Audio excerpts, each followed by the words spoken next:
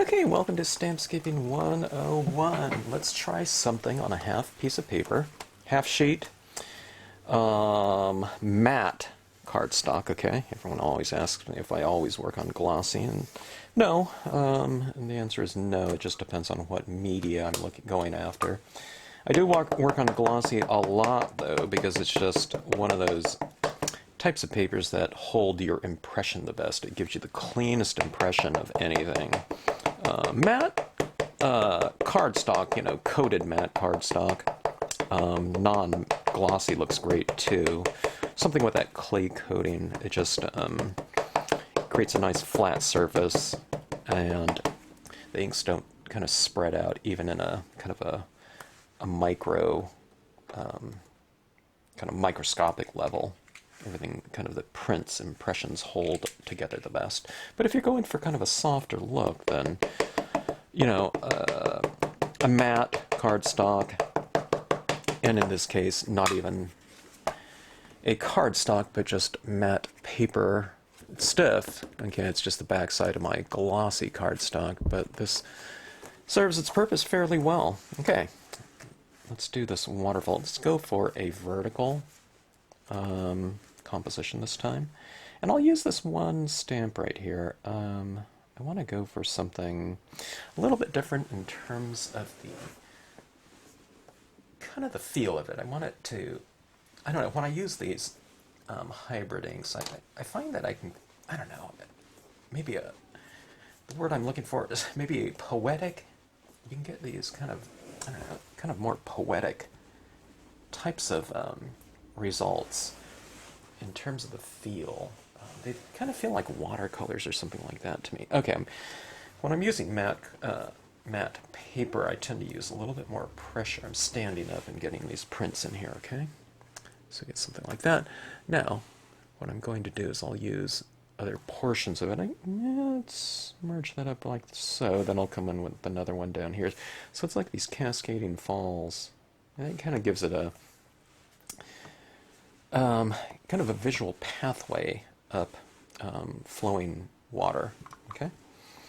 All right, so you don't need to ink it up so much if you're just going to use a smaller portion, but ink up more than you think you're going to need, okay? Just so you don't get stamp this out over here, and then this part didn't stamp out. Matter of fact, let me check it. Okay, so I'm probably using this amount right here, okay? But I inked up about like that. Oh, you just overlap your previous impression a little bit. Remember, Stampscape stamps have been designed with ease of use in mind, but you have to get comfortable, mentally comfortable with kind of overlapping your images, which is easy to do. I mean, there's no lines or whatever, you know. Let's see here. I'm not sure how much of this one impression I'm going to use, so I'm inking it up a pretty good amount. I don't know if I'll come in from this way because I have these rocks over here. Maybe I'll come in like this down here. So it's like these little twin little falls of it. Okay? So it kind of creates this nice little pathway here.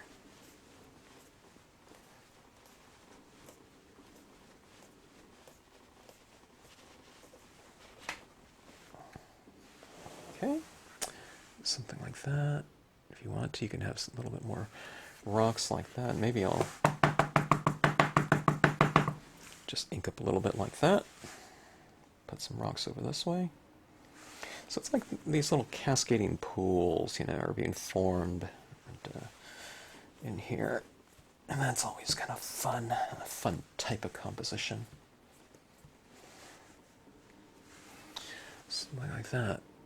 Okay, one stamp, half-page scene, pretty much takes care of our entire composition foundation. Okay, so we have filler stamps to add into this. We can add a sky figure. You know, if we're going back to Stampscapes University, you kind of go with your foundation, your sky figure, then some filler stamps in foreground. Okay, I don't think on this one though. I think I'm going to just leave kind of a more airy type of background in here. Maybe I'll go for some trees or something though. Something like this. I think it might be interesting. Let's do that. Let's do these in a color, okay? Now, this will be another thing I get to in Stampscaping 101 when we get back to that. When you're coloring trees, a lot of times people are working with tree images that look like this, okay? So what they do is they stamp something like this out, and then they color around it. But this one isn't that type of thing. When you get a solid image like this, or a pine tree, what you do is you color on the image itself, and that image will thus be the color that you intend, okay? It's not an outline stamp, but a lot of times when people are stamping with solid imagery like this, or solid trees like this, they're still thinking in terms of how they color trees that are outlines, okay? And I'll show you more of that when I get to that with Stampscaping 101 on another video. Okay, so wiping off this, I'm wiping off the side of the tree that's going to be facing my light, okay? So if I'm stamping this on the right side of the scene, the left side of those trees are going to be illuminated. Okay, so I've just wiped off a good portion of it. Wipe off more than you think, because ink still stamps out fairly dark. Okay, now I'm just going to wipe off the bottom of this, okay, because I don't want those trunks and grass to be down here. I'm stamping them kind of in back of those rocks right there. You can also just mask out like that and stamp it, but if you just kind of wipe it off, it'll be fine. Okay, see that? Illumination. I mean, it doesn't make sense right now because we don't have our lighting in there yet, but I'll stamp this one on this side, and this side will be wiped off, okay? Keeping it nice and simple, all right? It's kind of a, you know, it's a different concept, okay? See, if you're working with outline images, you wouldn't be doing that. You wouldn't be wiping off the lines, but these are solid tonal images, okay? And that's when we're kind of dealing with volumes, okay? So that's kind of what you want in landscape imagery. You don't want a bunch of like stamps that are outlines, unless you're doing like an outline type of coloring book style of landscape, okay? And those look good as well, but it's kind of a different type of thing and different look together altogether. Okay, see that where that light is coming from now? It's kind of coming from the center, center illumination, and that's what we'll have on these waterfalls right here. I want it kind of light and airy in that background. In the end result, let's go for a couple more trees here. This is the tree cluster stamp. It's one of my favorites. It just blends so well, and it can depict trees close by, or you can use the top portions of them to depict trees in the background farther off in the distance. And I really love a stamp that blends so easily. I'm all into ease of use, okay? I want effective imagery, but I also want ease of use. If I can have a stamp that's easy to use and also very effective, I mean, that's the ideal combination. If it's very effective and hard to use, I don't have any use for it because it's not my thing. It's not what stamping should really be about. You shouldn't be fighting the media or having to, you know, get a doctorate degree in, you know, rubber stamp tech or something like that to do that type of thing.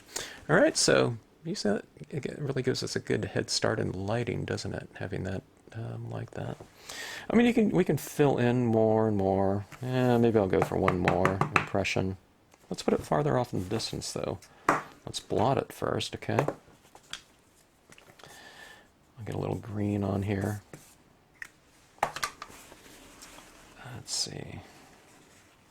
I gotta remind myself what direction the lighting is. It's kind of coming from above or off to the right. So I'll wipe that off. Mask it off like so.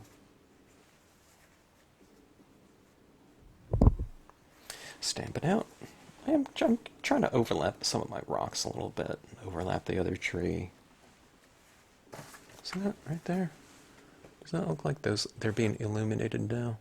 So look at our composition. We have a whole half-page scene, and we pretty much took care of, most of the composition with just 2 stamps. So with the repetition of imagery up here as well, the use of kind of varied impressions, and we have our lighting scheme in here as well. So you can really kill, 2 birds with 1 stone, 5 birds with 1 stone, or whatever, when it comes to this style of stamping, utilizing these types of techniques. Alright, now if you've watched either of my videos, previous videos using these waterfalls, I like going for imagery, kind of that represents clarity in the water, like that, okay? So what I'm doing is I'm doing some faint impressions of these boulders with lichen, okay? In the water like that, so it'll look like there's some texture below the water. It's an option, you don't have to do that, but it's one of those little, real simple techniques that's effective for what we're going after. Alright, so we have some other imagery we can do. Maybe I'll do it later. I plan on adding some foreground into this scene, but we'll hold on that for right now. Okay, so let's try this right here. I'm going to add in some blue tones in here, and it'll kind of take on a blue, airy type of color scheme in here, okay? Let's just use this paper towel right here. I already have it out, right? I used this, I think on the scene yesterday, or 2 days ago, maybe. That video was so long, it took me a long time to edit it, but... Alright, Moonlight Duo. These are hybrid inks, okay? They're a combination of pigment ink and dye-based inks mixed together, okay? They call it Duo because they also have the white in there. We'll utilize that later on. This is called Bright Sky. This is by Moon and the Maker. Alright, there's different brands of hybrid inks out there. These ones are working very nicely for me. Alright, now here's the thing right here. This will get a little bit tricky, but not too tricky. Leave your kind of water area. Most people are feel inclined, oh, water is blue, so I'm going to color all that in. Don't do that. Leave your moving water, for the most part, light, okay? And right at the base of the waterfalls where you'd have that churning water and mist, leave that light as well. If you get a little blue in there, that's fine, though, okay? We'll get a little bit in there, okay? But check this out. This is just like kind of finger painting, okay? Watch this now. Might get a little loud in here. The kids in the background are playing video games, which I'm not going to have them do for 3 weeks here, however long they're off from school, but... watch this, okay? This is just like... And I'm kind of dry brushing it in here, too, but check this out. See that water? It starts to stand out a little bit more, and at the base of the waterfall, leave that kind of light. So what we're doing is we're kind of coloring in the rocks, okay? We'll create a little bit of shadows underneath these trees as well. Okay? And we'll do the same right here. Let's get on these rocks.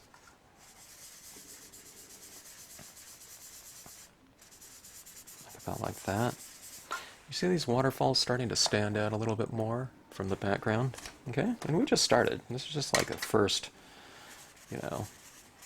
application of these inks on here. And we have a lot more to go. It's a little bit weird because when we're doing this on to a matte cardstock, I almost feel like I'm kind of rubbing like something on a chalkboard, okay? But when these colors start to build up, it won't feel like that chalky kind of presence anymore, okay? And that's when I really like this process. It kind of gets a little bit like oil pastels. There's a certain type of tactile quality to it. It's like, I don't know, there's something kind of, I don't know, it gets slippery or something like that. There's a certain type of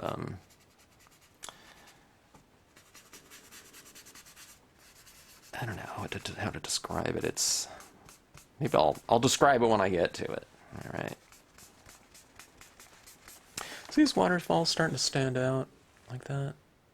See, in churning water, you know, when you get that water moving, there's this, you know, it becomes oxygenated. Plus, from a visual standpoint, it really creates this pathway, you know, going from light to light to light. And it takes you as a viewer, if you leave areas a little bit lighter, you know, starting on the bottom or wherever you want to start with, it's usually on the bottom. It takes people on this visual pathway, and then their eye would look from here to here to here, okay? And up into the light eventually, okay? So that's what I usually, those are one of my little tricks that I do, okay? They also call this checkerboarding. It's when you go kind of light, dark, light, darker, okay? Not real dark right there. So it's light, dark, light, dark, light, dark, light, dark, light, okay? So it's just kind of mixing things up a little bit. So if you see kind of things like a checkerboard, you know, you don't have to, it doesn't have to be exactly like that. There's no set amount either. But the bottom line is just if you vary things a little bit more in terms of value, it creates this kind of surface richness that's very pleasant to look at. You know, there's variation, so there isn't monotony. Kind of variation is kind of the opposite of monotony, right? So if you kind of keep things varied, there could be different light and dark. That's a value difference going from light to dark. You can do temperature, warm and cools. You can do soft and crisp, you know, from a textural standpoint. You can do bright and dull. There's all kinds of different things you can do. But for my money, the most effective kind of variance, I don't know, variety or whatever that you can add to a piece is value. Just looking at light and dark. You can do these types of things in grayscale as well, and I always recommend to people to do a scene once in a while that is only using maybe gray and black.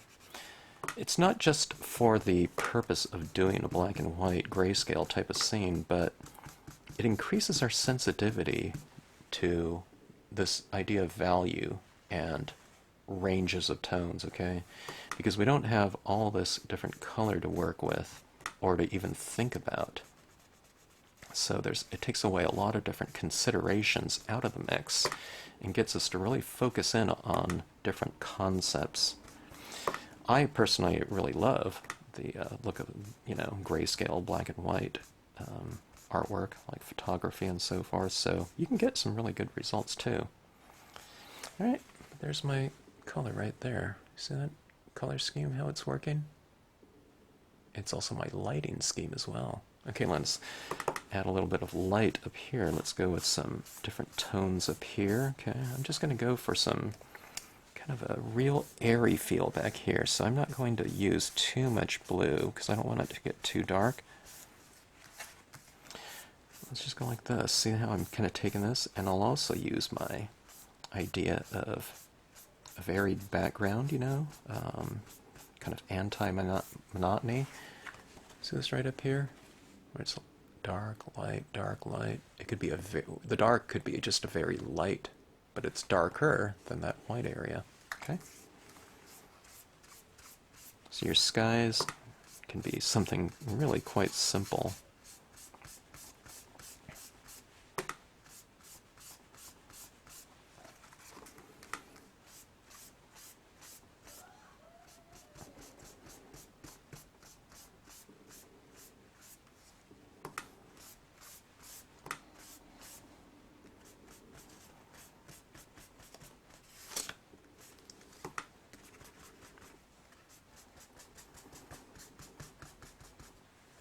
Okay, that is just one color.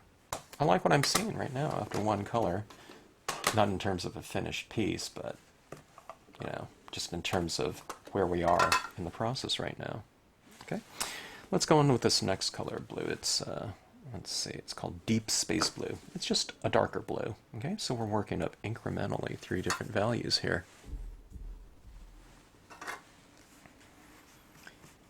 quite a bit darker than the first one. See that? So I'll be careful.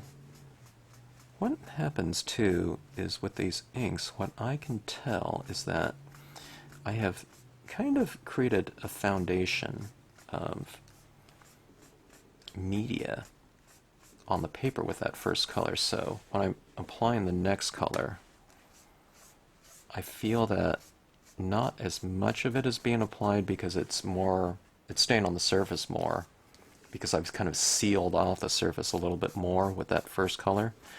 So kind of adjust your rate of application, okay?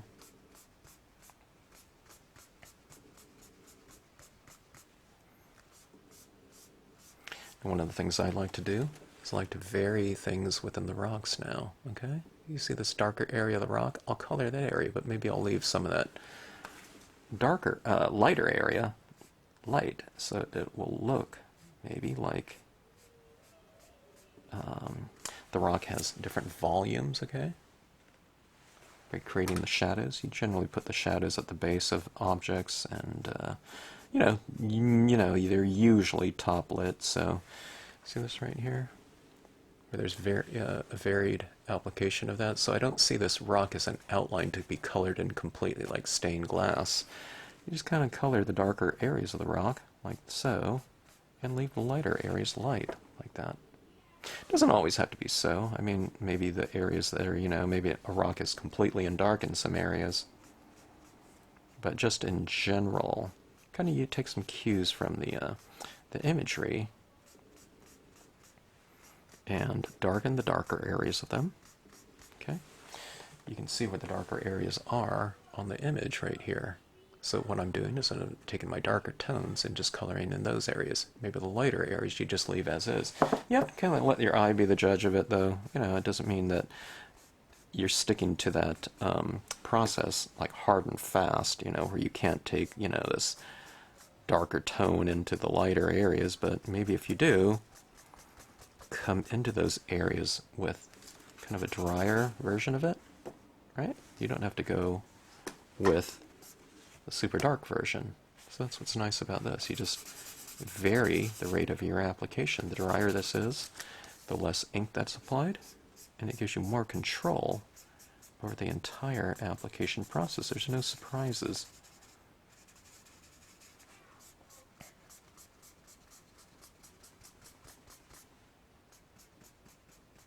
I should say no kind of negative surprises.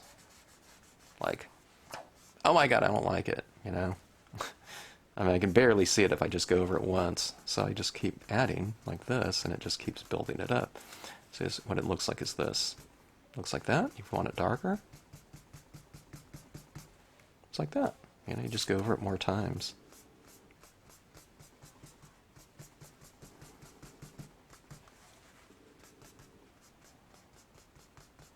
So these hybrid inks are a little bit different. You can do this with dye-based inks as well. It'll look, it's going to look glossy and not matte like this.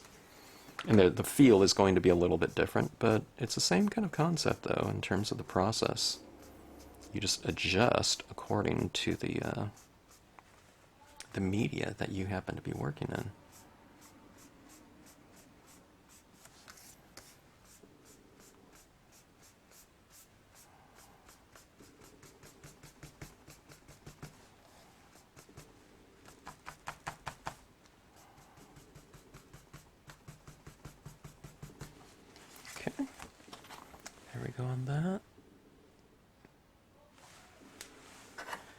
Let's move into the darkest of blues. It's kind of a gray blue.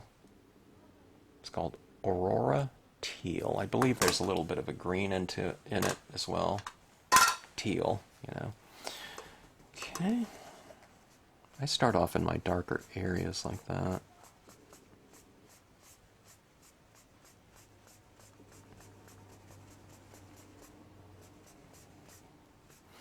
Now, you can kind of move through these hybrid inks like this, but you wouldn't really mix and match through the process dye-based inks. If you want to add some dye-based inks first, do that, and then start going into it with additional hybrid inks if you want to. Okay, so you can mix and match that way, but you can't.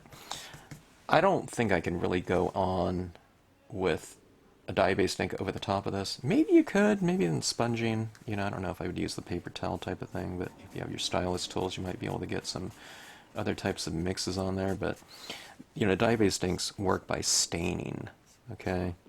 And hybrid inks are kind of more surface-oriented. There's a little bit of absorption with these hybrid inks, but a lot of it is stain on the surface of this paper. So I don't know how that, like a dye-based ink over the top of all that kind of layered hybrid would work. It might work. It might work though, but you know, kind of play around with that. Okay. So I kind of focus more in the shadow areas with my darkest of colors. After all, it is a darker color to begin with, so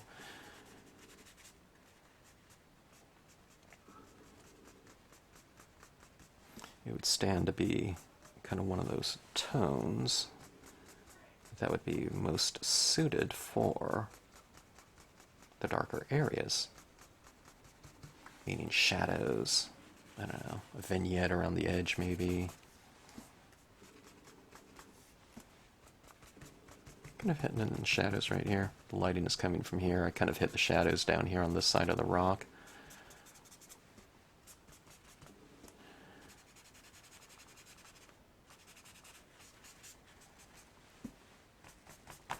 It looks like a more I don't know. I mean, it looks. I feel that it looks like a fairly complex looking composition right now, and for the most part, you're talking about two designs,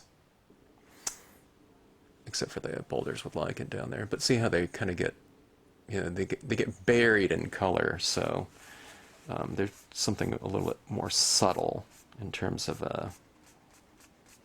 you know, an element within the scene. I'll go for a little of this in the top portion, just to kind of, I don't know, create a little bit of variation up in the sky. I haven't even used, I've used this little tiny portion of a paper towel to color this whole thing in. That's like a, I don't know, 1.5 inch square area out of a whole paper towel, so you can see what, I'm starting to run a hole in that right there, but I'm just talking about, so as far as like the economy of usage of a media, you know, applicator, I mean, this is easy stuff when it comes to your media. Okay, so here's Moonlight White. Okay, let's go to black right here. And let's use the black for those darkest of areas in the shadows.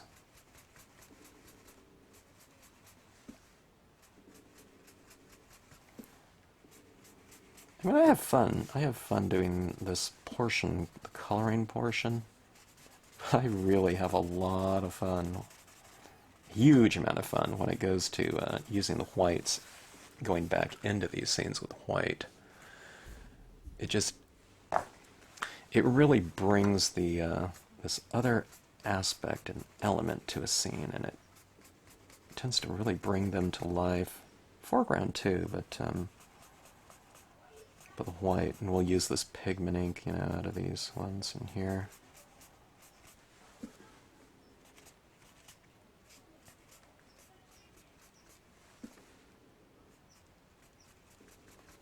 Kind of remember to retain your lighter areas. Okay, look how nice that looks right there. Not too bad for a matte piece of paper, you know. In terms of the depth that you can achieve, that always surprised me. Or it surprises me recently when I started working with these hybrid inks like this. I don't know, I would have expected things to look a lot more flat than they do, you know. Or at least just not showing quite as much depth as we're able to achieve. Okay, so there's our rock right here. Kind of, you can make that rock behind that one a little bit darker, and makes this one stand out. kind of adding some tone at the base of it, makes the top part seem illuminated. Okay, see this rock right here, this big one? Let's add a little bit of tone to it, like right in here. Let's see if we can make it look a little bit more kind of round. So I've created a lot of different facets within the stamp itself, like that, to create a lot of depth within the form. Okay.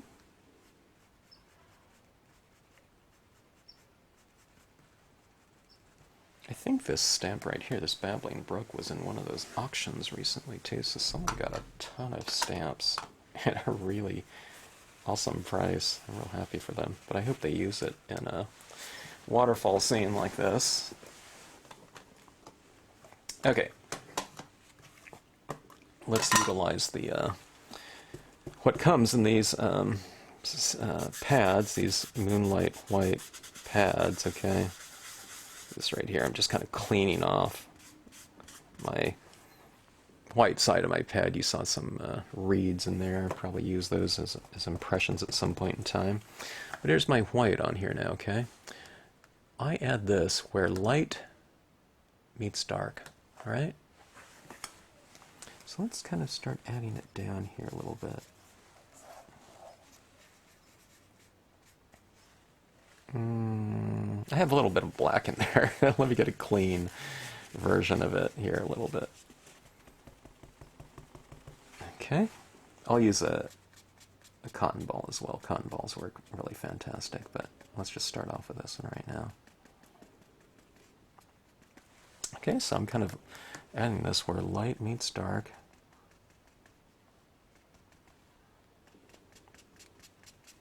I can add some in my sky as well, right in here.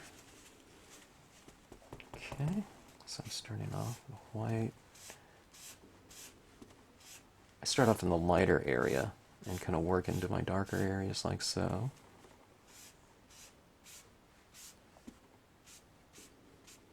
And come over some of your trees as well, adding some additional light into them. It's not real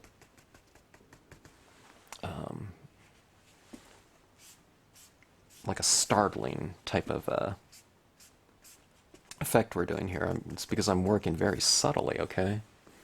So see that right in there? I'm adding a lot more white around those trees that I already kind of started off lighter, okay? So it just is kind of reiterating that idea of lighting and light direction, okay? So you just kind of manipulate things very subtly, okay? I see that right there? See that illumination? Look at that light coming from there now. Add some of it up here into the sky.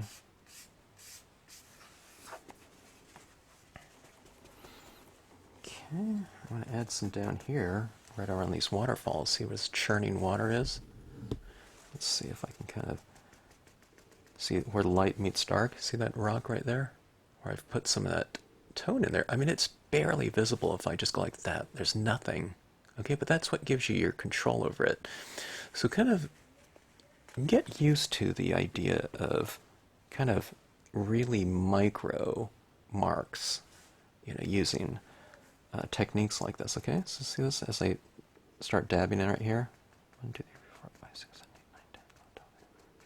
So that's like 15 marks right there, but look what it did there.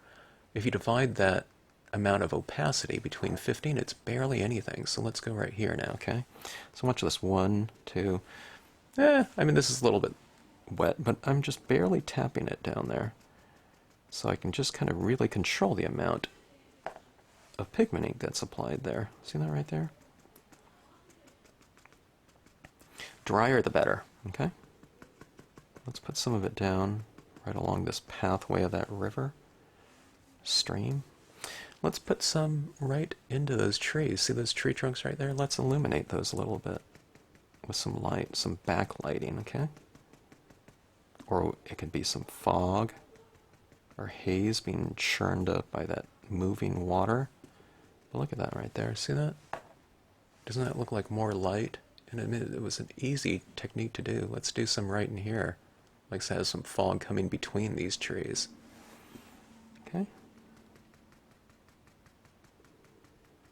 So that was 20 taps right there. But look at that. I mean, it doesn't take long to do, but when you have so little ink on your applicator and you're tapping it very softly, you have a lot of control over it. Do you want it more white and opaque, you know, and more foggy? Then just tap more, okay? But there's never kind of, I don't get any kind of unexpected things like as if I was going with a super wet, sopping wet pigment and I went like that, okay? Everything's kind of built up gradually.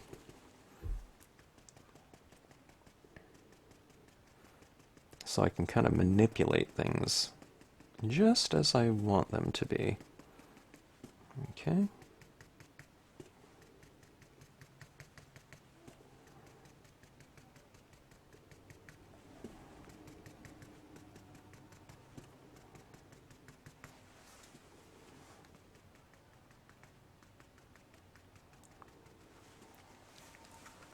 See that right there? It's kind of fun, you know, seeing, comparing and contrasting different media, different surfaces. You know, the glossy cardstock looked a certain way with dye-based inks, and this hybrid ink certainly has its own kind of characteristic and feel to it in this scene. Kind of see this area that's light down here. We'll add, is that real sharp rock? I mean, that looks pretty good. But if we want to kind of soften it up a little bit, you can do that and put a little bit of light into it and mist. So kind of harsh. And then a little bit softer. Maybe it's a little bit more poetic, let's say. Oh, let's go with a cotton ball. Cotton balls are really perfect for this because they're a much softer applicator, so it kind of makes sense to use this one instead. Okay. I really want this to be real airy and kind of breathy. In terms of space, visual space in here. See that right there? Look at that light coming into that area.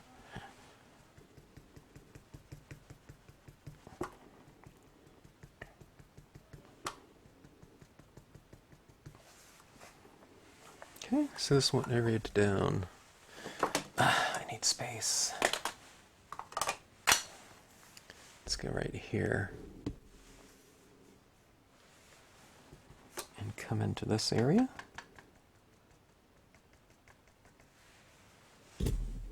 Okay.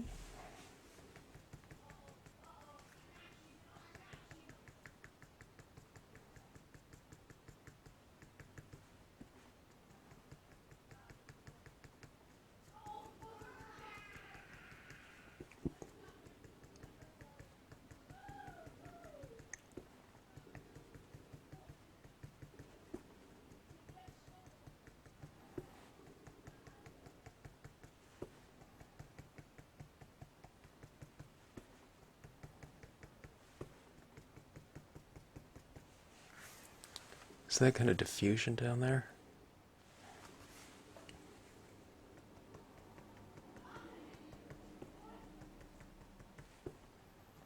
The Misty Falls.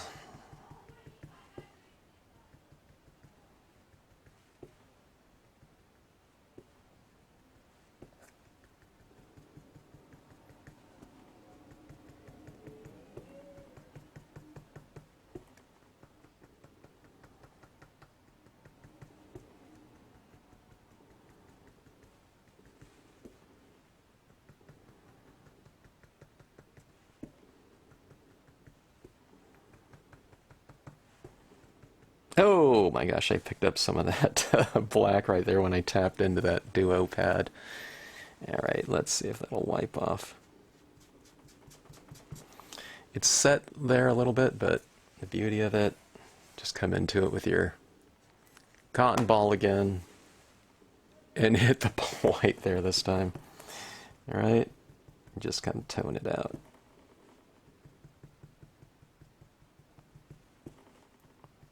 or blot it off if you can.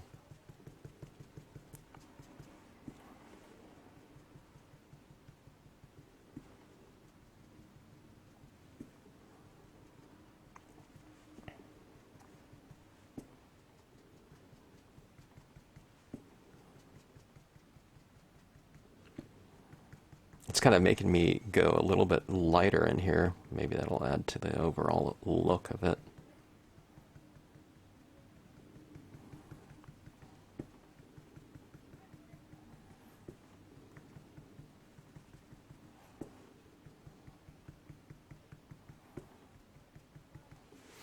All right.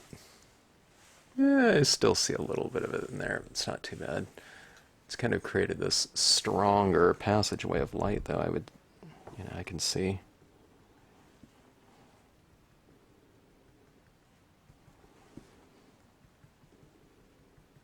Let's go like that. Okay. Now I keep adding a little bit more down here because as the pigment ink dries, it dries darker than what it looks like when it's freshly applied. Okay, so see this down here? It was a little bit lighter before, so see this right there? So I'll add more of it down there like that. So I'm kind of building it up. And I think, with each kind of layer, it'll become a little bit more opaque that way.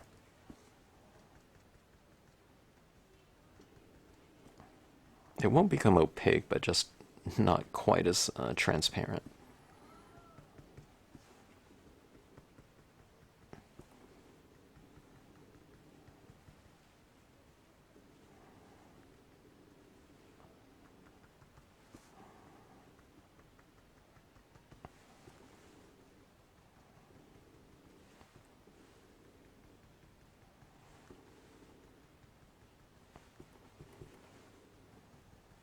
Okay, getting that real misty feel. It's kind of this kind of magical type of feeling I'm going after within the space. Okay, now we have a lot of textures working in there. There's a lot of soft textures, that's for sure. Now let's start adding some crisp textures into the mix, okay? Alright, I just cleaned off my toothbrush here. I didn't rinse it out, but I just kind of flicked off all the dried paint on there. So let's add some of that in here. If you've seen my videos before, this is, or if you haven't, this is Dr. Martin's Bleed Proof White. It's a very, very opaque watercolor, white watercolor paint. And it is just what it says, it's bleed proof. So when it goes down there, you won't see some sort of paint going back up into solution and mixing with the paint. I just use it as a splattering type of media, but thing that's used for most often is calligraphers use it to do their light on dark lettering. Okay, so I like this with waterfalls at the base of the waterfall, kind of representing kind of splashing, churning water.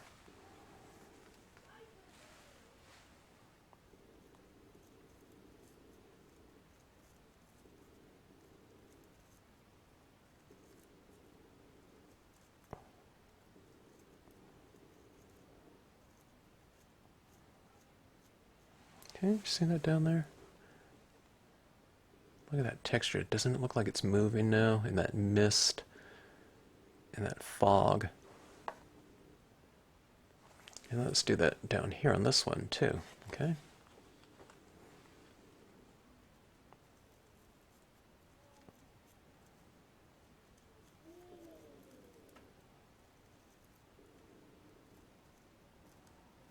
Kind of the thinner you make it, the thinner or the smaller the dots, I find. And it's kind of hard for me to control it completely, but I just kind of aim it in the direction that I'm going, and I'm just barely, I'm not going like, I'm just kind of just kind of like one little hair at a time. Let me see if I can show it. See that?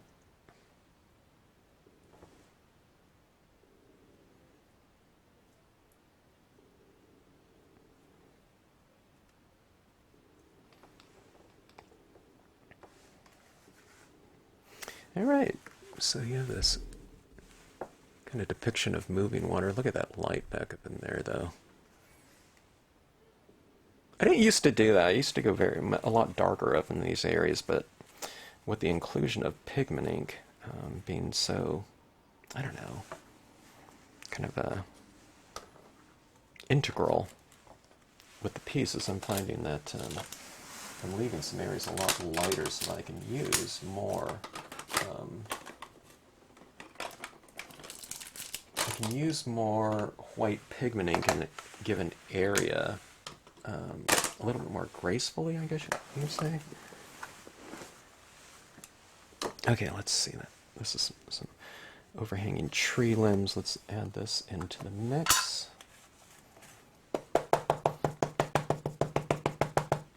Okay, this is a green hybrid ink. It's space moss. As you can see, it has that, all these inks have that kind of space, naming convention. Let me add a little bit of black to it as well, this impression. Okay. Hopefully we'll get kind of a varied impression right here. We'll see.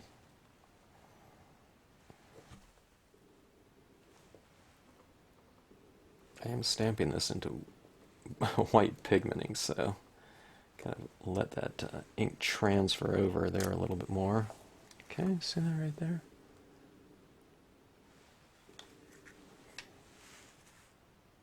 Alright, let's do that again. Let's do it. Yeah, let's do it again that way. We'll go green. Space moss, this is that leaves stamp. Okay, a little bit of black.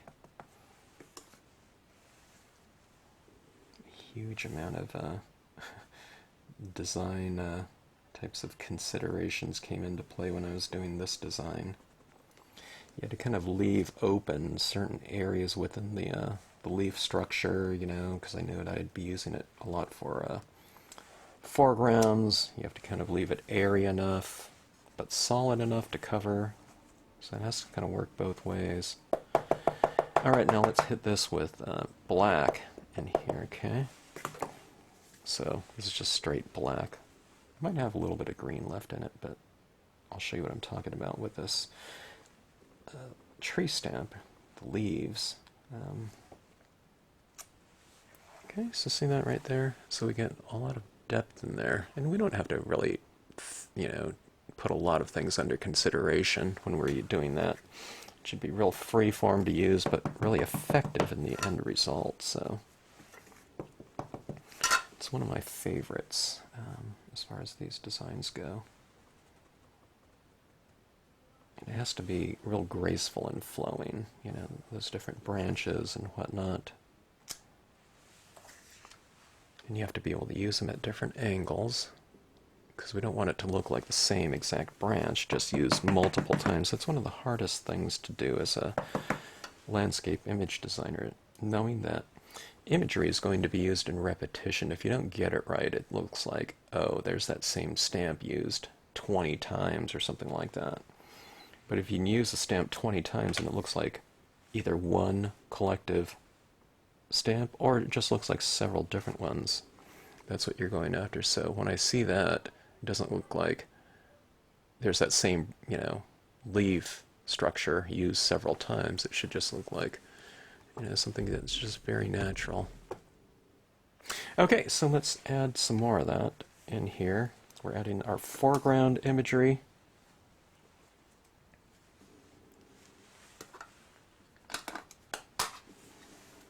Okay, but that's something that's really nice and crisp against something that's very kind of diffused. Okay, now let's see here. What should I do?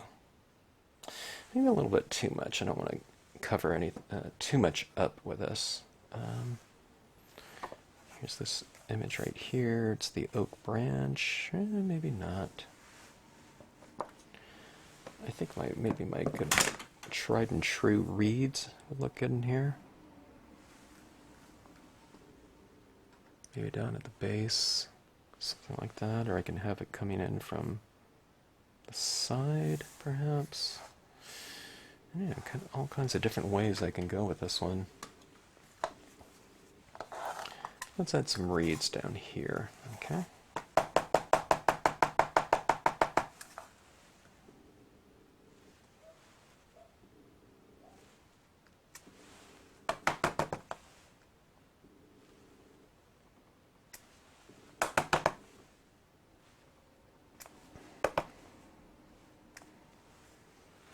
Something like that. Look at the depth within that space.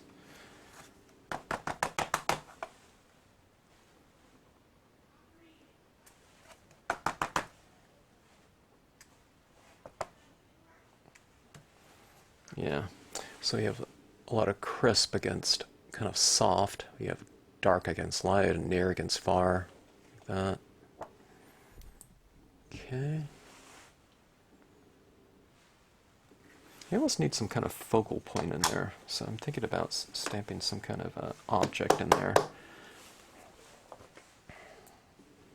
Steer would look kind of interesting right in there. I've been doing something kind of thematically with the lady writer, but I was thinking, let's go for something different from her. Maybe, I don't know, she would look awfully good in there. I don't know if I would use the same size one, though. It might look fairly, or just too big for that space.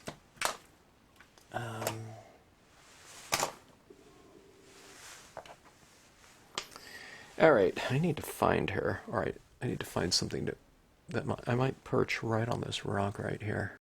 Okay, I've been looking at the lady rider, both large and small. I thought the smaller one would go right in here fairly well.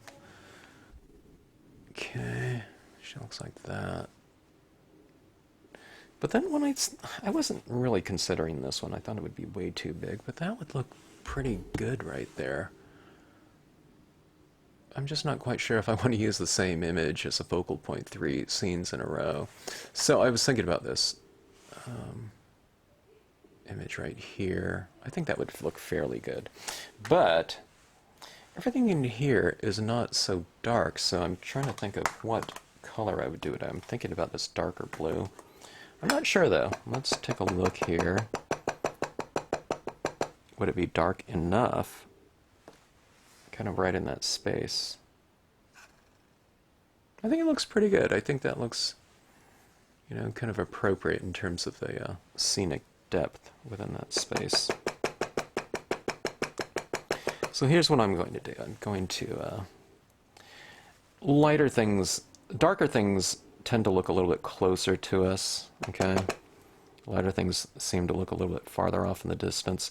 So even though I've colored these rocks in here, you know, the Babbling Brook, black, at this point in time they're a little bit more gray, you know, because of the pigment ink that I've run over them.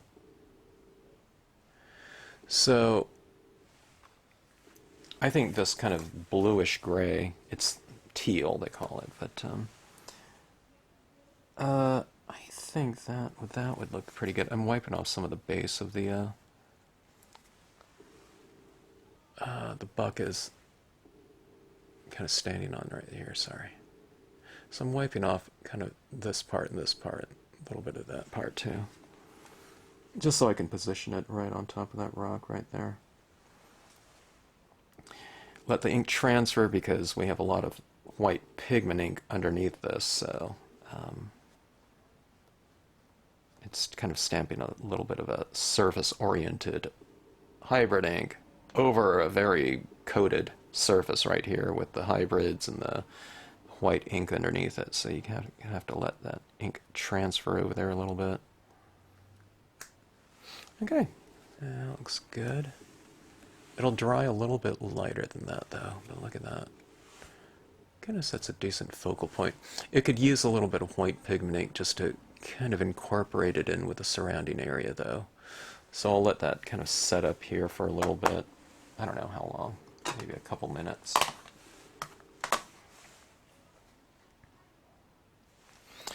And then we'll come back to this. I want to add a little bit more white pigment ink in here and kind of let it build up a little bit more so let me give this a little bit of drying time right here. Okay, back after about 10 minutes maybe. Let's see what we can do about kind of manipulating that image a little bit with a little bit of white pigment ink.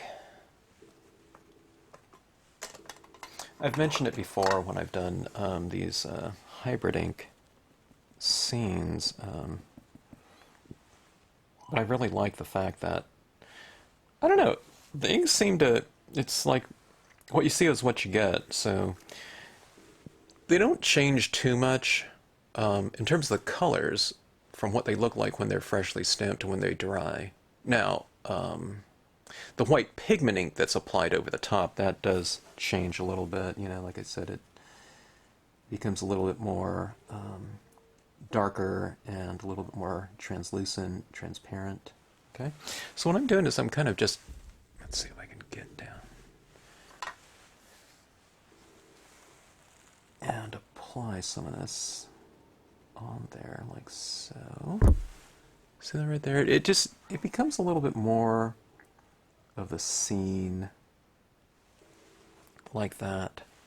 See that? Doesn't it seem more incorporated in there than just stamped, you know, to begin with like that? Okay. Now I mentioned I want to go in and add a little bit more light into here.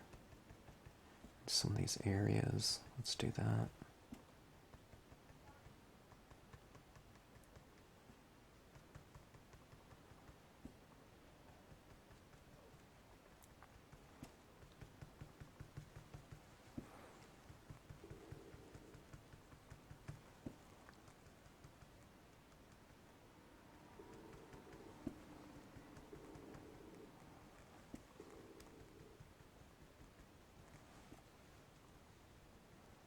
Building up a little bit more of those tones, or that texture, really. A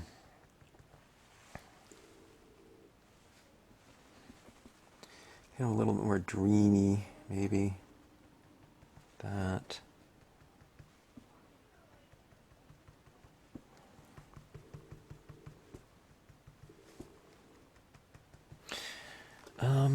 Let's see. Let's take a look at some of these leaves up here too. I like them as is and how they stand up against the background, but I think it wouldn't hurt to put a touch of some pigment ink over some of those lighter branches, just to kind of put a little taste of some of that lighting and mist into those forms. Okay, see that right there? I mean, it just looks, I don't know, it just looks kind of fun that way too. Like that. See, I don't know, everything's being affected by light now. Things in the background, things in the foreground, midground, everywhere. The water. Everything's kind of being bathed in this light now. And that's what I kind of wanted this scene to be about.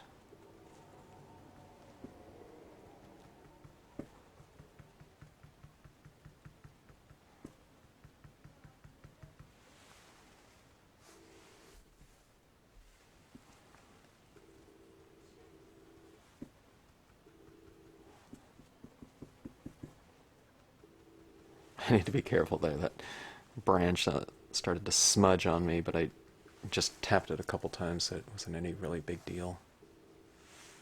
Okay, let's take a look at this. Let's go a little bit right here.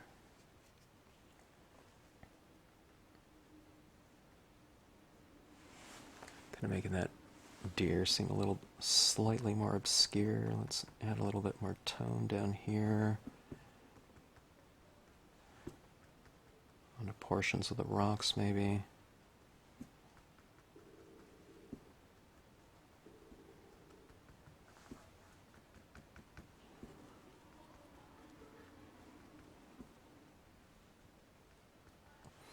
Okay, how's that look? Let's take a close look at it from top to bottom. Okay. Alright, so the benefits of multi-toned impressions, okay. And this one we actually mixed green and black.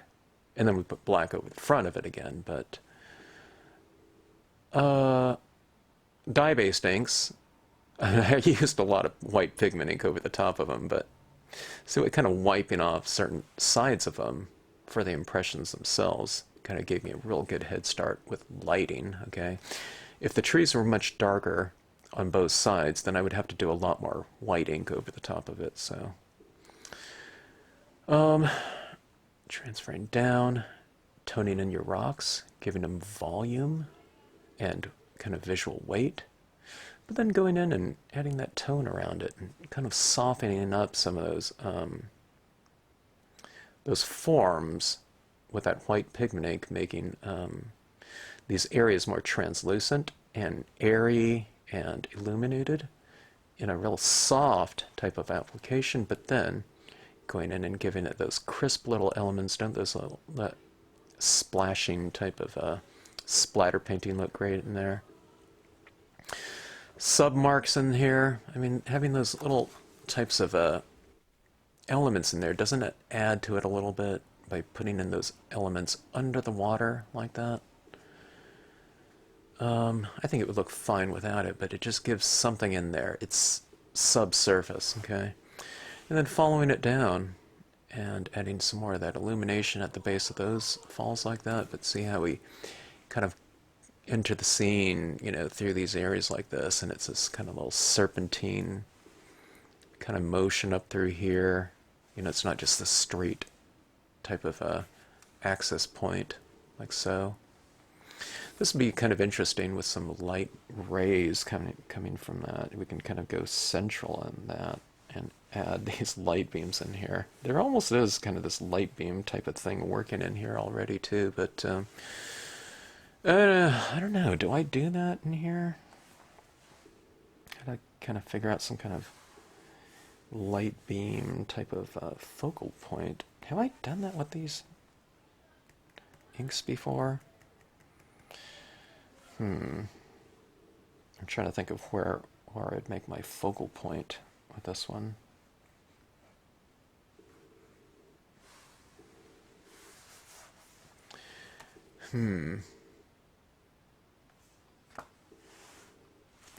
Trying to decide if I want that in here. It would add a certain type of dynamic nature to this. I'm trying to think of where I would do that though. These beams. I don't know. I'm not sure if I want to or not. I might just leave it as is, or I don't know, we might be able to do a couple of them like that. You know, these light beams coming through. Alright. A lot of times if I'm contemplating it, then I'm thinking maybe I should just do it. Let's just do it. I thought I was done. And it could be. But let's add a couple of these in here. Let's see if we can kind of add a little sense of dynamics to it. Okay, so I'm going to have to choose. I'll choose this real point right here as a focal point. Everything is, you know, very centralized, so kind of a real central focal point would probably work out okay. I'll just do it right to the, about a 1/4 inch to the left of that little leaf right there. Okay, so I'll go with something like this.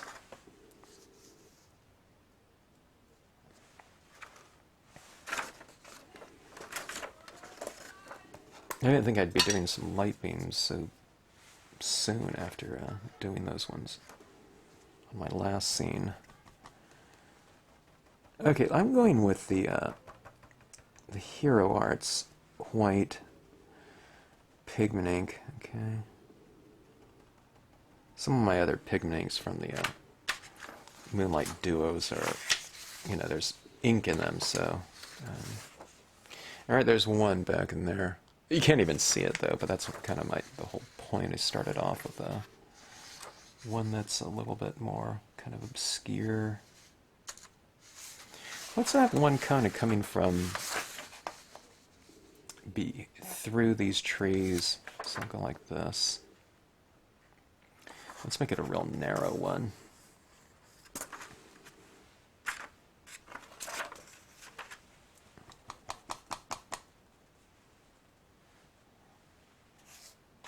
I have to see what I'm doing again here.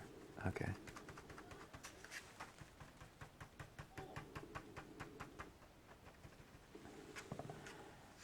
Okay.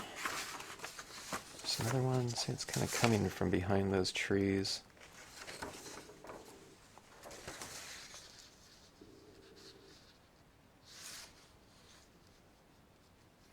Now let's do a couple really faint ones. I don't want this too overpowering, so.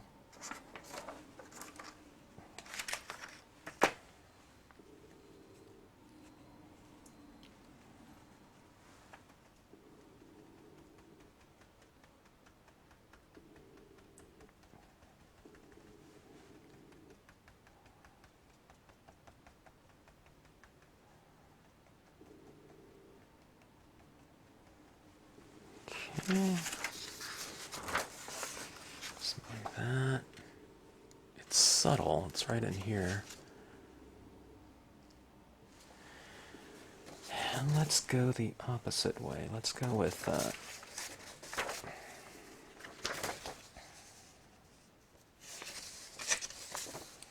have it coming right through those trees like that. There's no right or wrong anywhere. It's kind of wherever you want it going from. But the big thing is that you just kind of keep your central vanishing point right there. You don't want to kind of vary that point. You want to have it coming from one location, generally. Unless it's about, something supposed to be a stage, where it's, you have all these lights, kind of focusing on everything like a rock concert or something like that.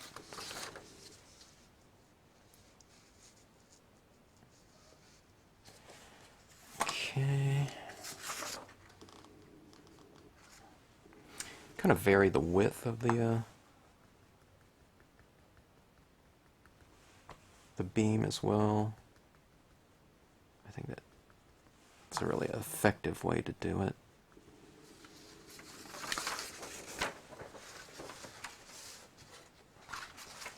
Something like that.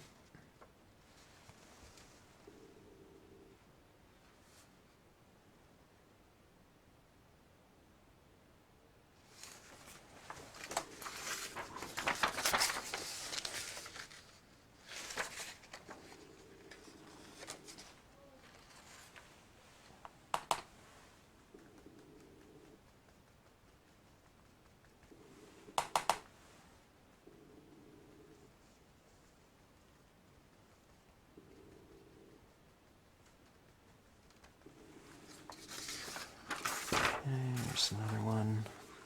I kind of broke it up and made it very subtle. Okay. Yeah, I think it's looking pretty good. I think it's adding to the overall look of it.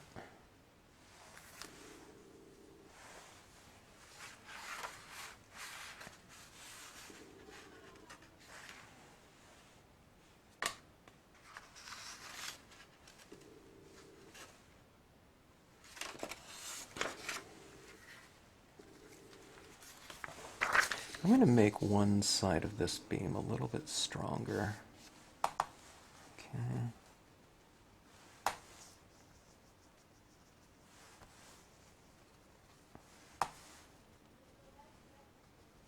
We call this something like kind of making a curtain, you know, where it's kind of lighter on one side and maybe darker on the bottom.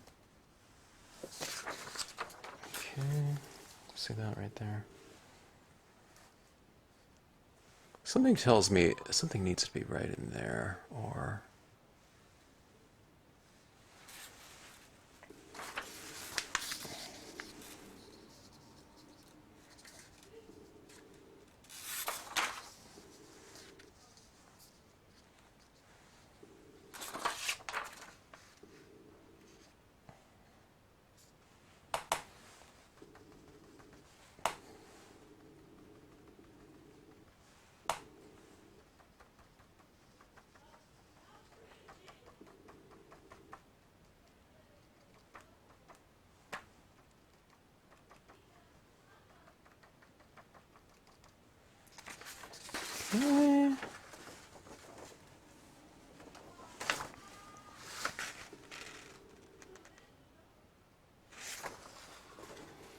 Alright, that right in there needs something.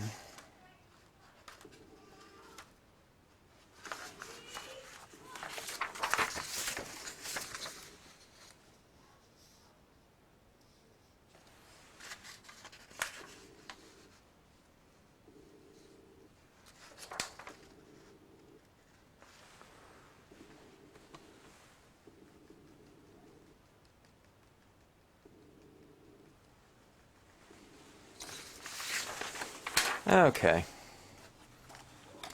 It's fairly subtle in some areas, but you know, when you look at it from kind of arm's distance like that, I think it harmonizes fairly well. I didn't want something to be so, you know, explosive when it came to this. I wanted it just to kind of harmonize with what had already existed, because I wanted this to be a nice kind of tranquil piece, which, you know, I don't know, when you have light beams, you know, can it be anything but tranquil? But, you know, the light beams can also look fairly explosive too. You know, you can have them really super bright, and I didn't want to overpower everything in here, so kind of keeping them a little bit more kind of a lighter application of them. All right, let me try some of this Hero Arts white down here. There's another layer in here. Let's see how that looks. Hero Arts is known for being fairly opaque, you know. It's still very translucent, but it's one of the whiter of the whites, someone said. Or a lot of people said to me at Art and Soul when I was up there, right before they closed up. Thanks for the tip, Art and Soul. Art and Soul Lights. Okay. Alright. I think I'm there now. Alright. You know, I spent a lot of time adding those colors down, but I don't know if I spent more time applying white back into the scenes or not. Okay, let's take a look at this once again. I won't start off from the top, but let's take a look at these light beams right here. See, these light beams, they're all coming from the same location. Can you tell? They're all emanating from one kind of focal point, okay? If I switched it around a little bit, eighth of an inch, quarter of an inch, one way or another, it's okay. But generally, you want those all kind of going to the same spot, okay? But I think it kind of adds to it. It just gives it one extra layer of dimension. But here's that pigment ink in that area. See that real kind of frosty look and haze? Isn't that kind of fun? And it kind of relates to the light a lot. When you have that strong light in there, you would have a lot more opportunity for illuminated suspended moisture in the air in the form of, you know, this kind of mist and fog that's being churned up from these waterfalls right here. So anyways, this is a really fun scene. I love texture and of course lighting, but look at those soft textures next to kind of those crisp little splashes in right in here, and we have these foreground reeds in there, creating a little bit of a textural contrasts. It's a value contrast too, and it's dark against light, but it's also crisp against soft, okay? And that's the same thing that we have going up here, but we also have that softness kind of incorporated in with that very foreground. Alright, so anyways, I hope you enjoyed this scene. Thanks so much for joining me in this little adventure to these hidden waterfalls, or that's maybe it's your private waterfalls or whatnot. You know, there's not a million people around at that location because it can be anything we want when it comes to stamping. It can represent anything we want, and it can look any way we want as well. Okay, so anyways, fun stuff. Thanks again. Thanks for always tuning into the Stampscapes channel as well. And if you have any questions, drop me a note in the comments section.